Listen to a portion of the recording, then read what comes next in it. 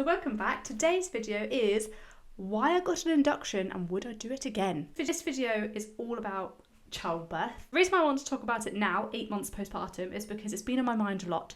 Mainly because I have had my first postpartum period and I am unbelievably hormonal and I want another baby. On a side note, that doesn't mean I'm actually going to have a baby at the moment, but I'm just feeling that kind of way. I've got it on my birth story explaining a little bit more about why, how I felt about it, but I wanted to talk a little bit more specifically about induction, what it is, why I did it, and would I do it again. I had someone comment on my birth story saying, you didn't have to get an induction, why did you do it? There's quite a lot of controversy surrounding inductions, mainly because quite a lot of people get them and are often pushed into getting them or suggested that they get them when they might not medically actually need them. So 1 in 3 people will get an induction in the UK, which is pretty high. There are loads of reasons why people are recommended that they get an induction.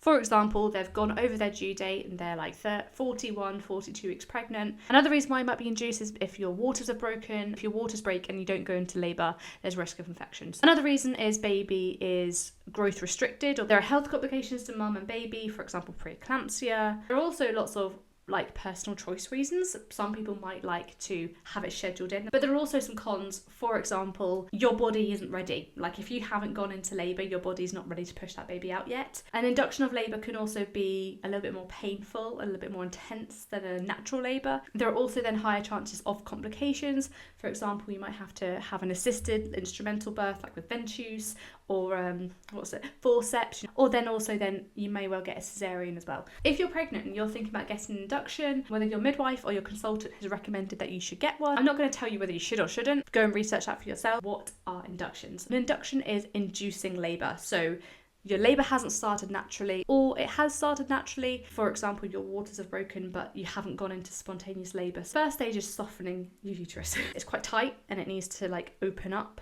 and get softer so that the uterus starts contracting and pushing down. There are a few different methods. The first way that they're probably going to do it, if you're 40 weeks or over, they're probably going to do a membrane sweep. We just went straight onto step 1. It varies according to hospitals and which hospital trust that you're in. There are generally 2 types. The first one is hormonal. The second one is mechanical. Hormonal induction is basically medicines that contain hormones either through your mouth in a tablet form or something up there like gels or tablets. Those are going to break down and release prostaglandins, basically get things going. And most people, when they get an induction, this is what they're getting. When you get a hormone induction, you need to stay in hospital most of the time. There's a risk that your uterus could contract, hyperstimulate, and therefore put baby at risk. You're having too many contractions and that sort of stresses baby out.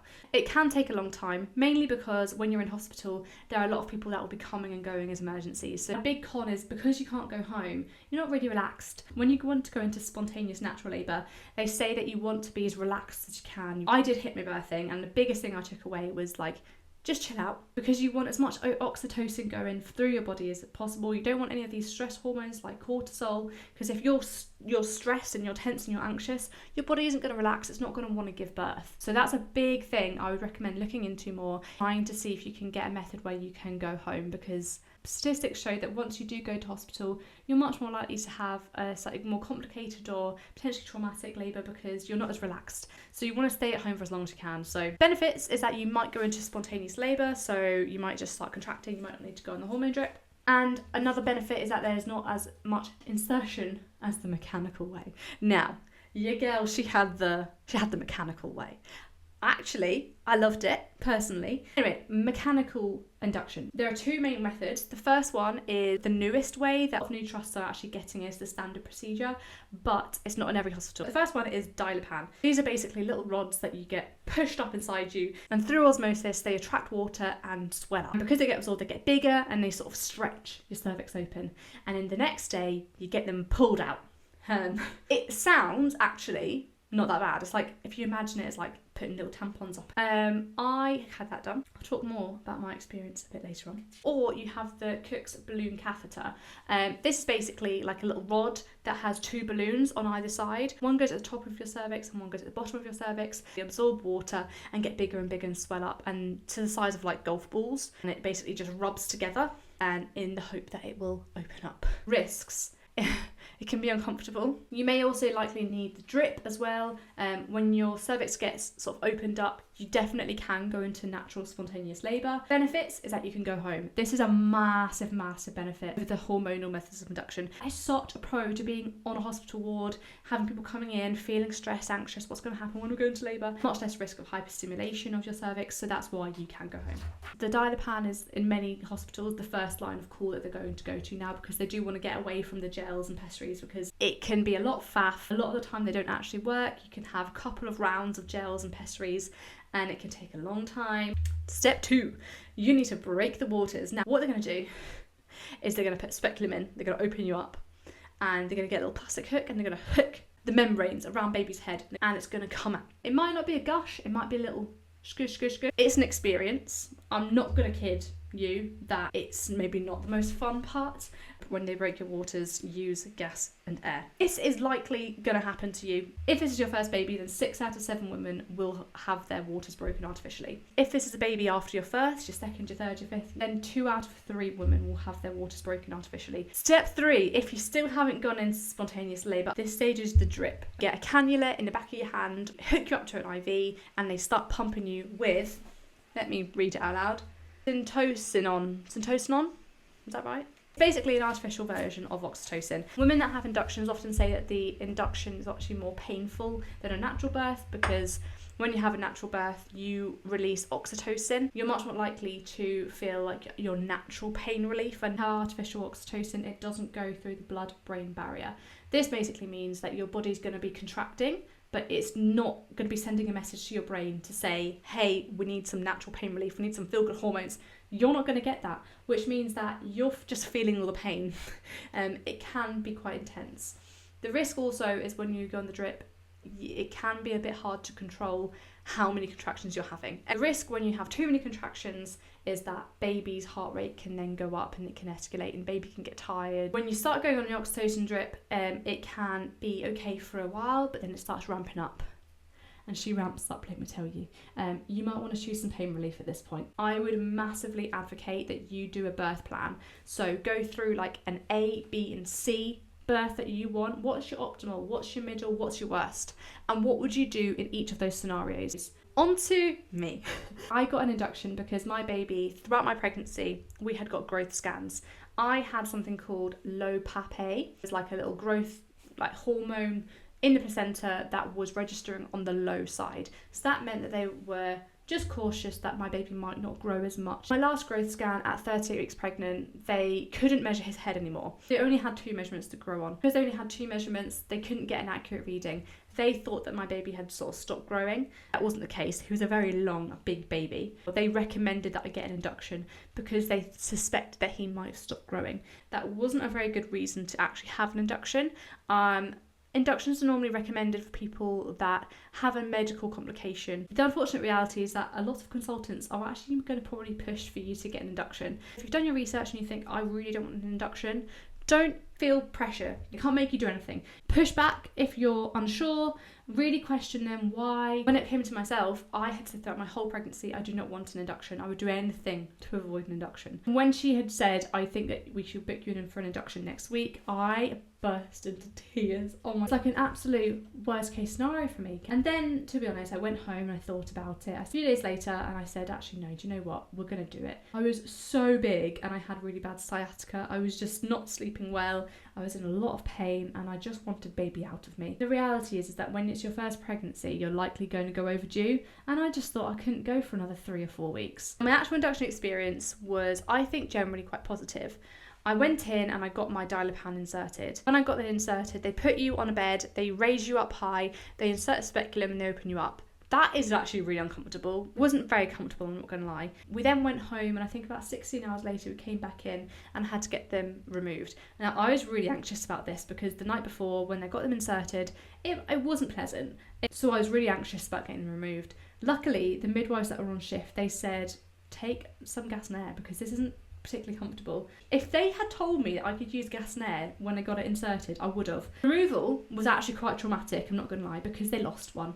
or they lost a couple. I think they actually could only find one. They had all moved right around to the back of baby's head, so they weren't where they should have been. I had to get a consultant in, and she had to open me up and really dig for it. It wasn't my finest half an hour. It wasn't particularly comfortable, nor was it particularly fun. They then put a baby monitor on me, a CTG, strapped me up for half an hour, and basically let my body relax. And then they broke my waters. Again, same thing. You go up in the air, they put speculum in, not the most comfortable, take your gas in there if you can, and they hook it and the water comes out. Personally, it wasn't the most straightforward procedure. They really struggled to get it because the membranes were really wrapped around baby's head. So they had to then get the gynecologist in, and she did it. And let me tell you, midwives, when they're trying to break your water, gentle. They're like, oh, let me just try and poke it. Yeah, the doctor, it's like she's got an axe. She's like that, bam, slashes right through it. Water everywhere. It was actually quite a nice experience, to be honest. When the water gushed out, it honestly felt like I had given birth. Very relieving, real sense of relief when the water came out. If you expect that it's going to be a long time and you're going to be uncomfortable for a while, you can mentally deal with it a lot better. After they broke my waters, they then gave me 4 hours to see if I would spontaneously go into labour. I did actually start going into labour. I wasn't dilated enough for them to be okay. I think I had to get up to 4 centimetres dilated within 4 hours.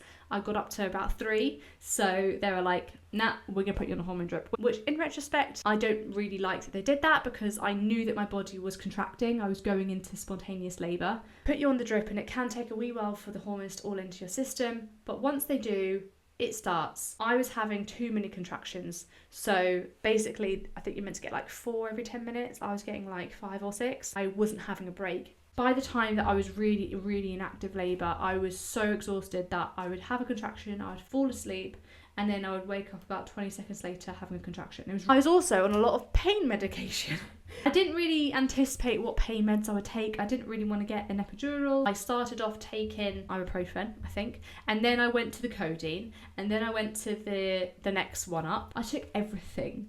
I was so out of it. Morphine. I think they gave me morphine at one point. And let me tell you, it didn't really manage the pain. It just made me delirious. I was so pain relief down my nut. I then asked for the epidural. I asked for it at 7 o'clock. I had 2 emergency C-sections that came before me. I ended up having it at about midnight. And when I actually asked for my epidural, I knew that I was ready to push. Just had a sense that I needed to just push. It was really strange, but I was so scared. I held baby in. For as long as I could, until I got my epidural. I said to the midwives, I need to push, can I push? And they were like, yeah, whatever, not believing me. Let me tell you, I was ready. They examined me and I said, absolutely no way. You've had a mechanical induction, you've been prodded and poked so much. In the throes of heavy labour, there was absolutely no way that someone was going to go and open me up. No way. But when at 11 o'clock I got my epidural, I did let them inspect me because I was numb down there now. And I was 10 centimetres dilated. And I think I had been 10 centimetres dilated that whole time I was waiting. The actual epidural itself, they pop you on the edge of the bed and you're sitting up straight and you're told, do not move. That's quite hard to do. You're having really intense contractions. If you're going to get an epidural, do it sooner rather than later, because if you move when they're putting that needle in your spine, there are a lot of risks and complications. So I got my epidural and it didn't work. It only worked through one half of my body. They spent about an hour trying to make it work. I was lying on my side, hoping that it would just go to the other side of my body. They gave me a few hours to just chill out. I slept. And then they said, it's time to push. You have an hour to push. I don't really know why they said I had an hour to push. Cool, I've got an hour to push. I start pushing. When you're pushing, when you've got an epidural, you can't really feel a thing. You're just sort of straining, but you can't really feel any sensation. It's hard to get any feedback. So when I actually had the feeling of I needed to push at 7 o'clock, naturally, it was very intense. I've had the mind-muscle connection to push.